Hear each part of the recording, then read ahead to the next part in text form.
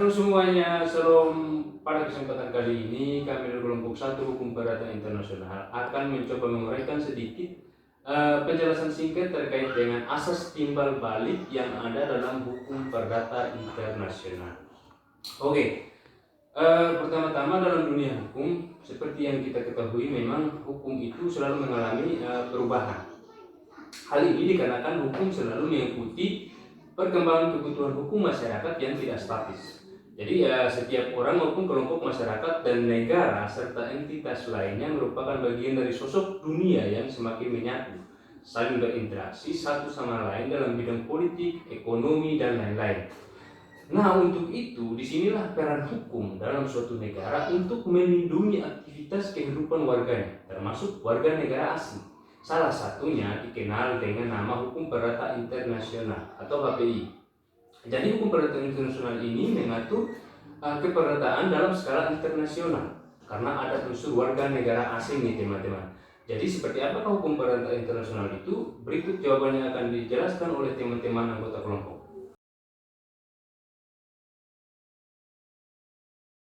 Sebelum kita membahas tentang asas timbal balik, perlu diketahui bahwa terkait dengan pengertian hukum perdata internasional itu sendiri, kami mengambil pengertian dari salah satu ahli, yaitu Mokhtar Kusuma Atmaja, yang mengatakan bahwa hukum perdata internasional adalah keseluruhan kaidah dan asas hukum yang mengatur hubungan perdata yang melintasi batas negara, atau dengan kata lain, hukum yang mengatur hubungan hukum perdata antara pelaku hukum yang masing-masing tunduk pada hukum perdata yang berlainan. Selanjutnya, dalam hukum acara perdata internasional dikenal salah satu asas, yaitu asas timbal balik dan pembelasan. Asas ini menggambarkan tentang kondisi orang asing, pengakuan dari keputusan asing, dan penggunaan hukum asing.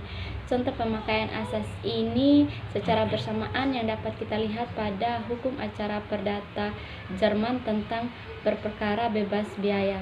Nah, pasal ini berbunyi orang asing tidak diberikan hak berperkara bebas biaya apabila orang Jerman di negara asing yang bersangkutan tidak diberikan hak yang serupa. Artinya bahwa jika ada seorang warga negara Jerman yang berperkara di Indonesia dan dikenakan biaya perkara, maka hal serupa akan dilakukan di Jerman. Apabila ada seorang warga negara Indonesia yang berperkara di Jerman, maka dikenakan pula biaya berperkara. Nah, inilah yang disebut dengan asas timbal balik dan pembalasan secara bersamaan.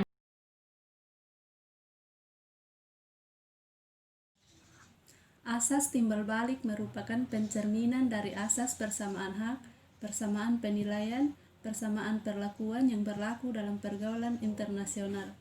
Penggunaan asas ini dalam HPI boleh dilakukan karena hal tersebut merupakan keharusan. Tindakan timbal balik dapat digolongkan menjadi dua, yaitu formil dan material. Timbal balik formal adalah apabila ada orang asing di suatu negara mendapatkan perlakuan yang sama dengan warga negara sendiri, maka di negara orang asing tersebut, warga negara sendiri harus diperlakukan sama dengan warga negara di negara orang asing tersebut. Timbal balik material adalah apabila dalam peraturan perundang-undangan yang menentukan hak-hak yang diberikan kepada orang asing dalam suatu negara sama dengan hak-hak yang diperoleh warga negaranya sendiri.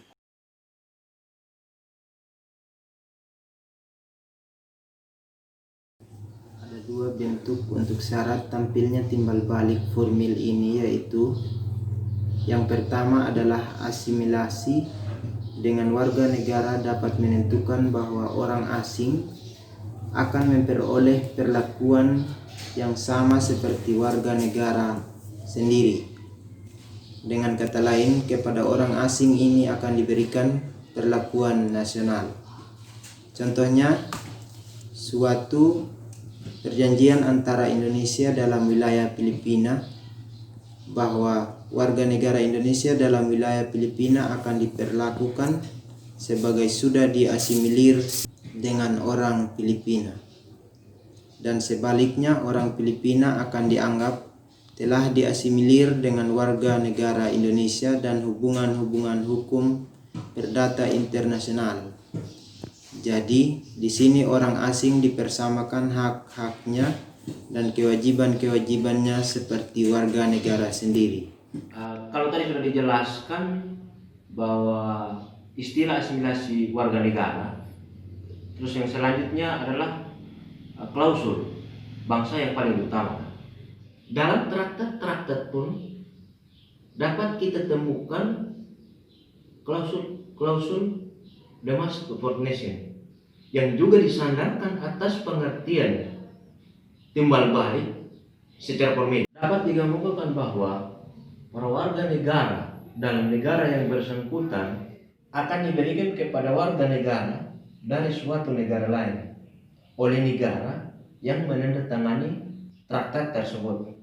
Misalnya, negara Indonesia menandatangani persetujuan dengan Jepang, akan ditentukan oleh kedua warga negara yang diperlakukan sama. Yang artinya bahwa negara Indonesia di Jepang akan menikmati hak-hak dan keuntungannya tidak kurang dari negara lain. Begitupun sebaliknya, negara Jepang yang dilakukan Indonesia ataupun juga negara lain. Nah, berikutnya perbedaan istilah tentang timbal balik material. Timbal balik material ini merupakan perlakuan yang sama yang berlangsung menurut proses. Ada ubi, ada talas, ada budi, ada balas. Seperti contohnya dalam pasal 11 sisi Paris, pasal ini menyatakan bahwa diutamakan adanya persinan internasional, suatu traktat yang mengatur hubungan-hubungan hukum perdata internasional dengan warga negara Prancis berdasarkan asas-asas timbal balik. Atau contoh lainnya seperti pada pasal 1 Konvensi New York tahun 1958 yang mengatur tentang perlakuan ketentuan dalam konvensi antara sesama anggota Konvensi New York.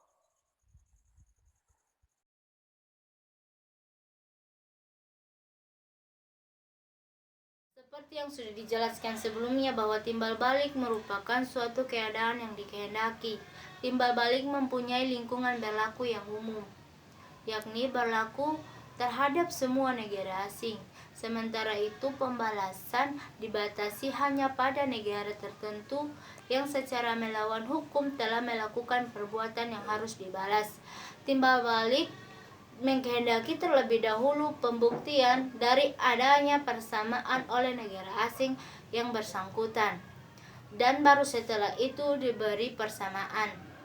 Pembalasan terlebih dahulu terjadi persamaan yang dihentikan apabila dibuktikan kelak adanya perlakuan yang tidak sama oleh negara asing yang bersangkutan. Baik, saya akan mencoba menjelaskan contoh syarat timbal balik. Saya akan mengambil contoh dari negara Polandia.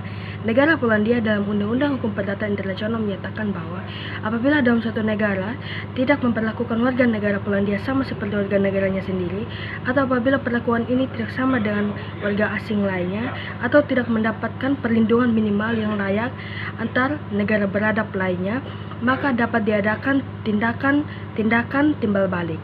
Tindakan timbal balik ini disebut retorsi atau pembalasan.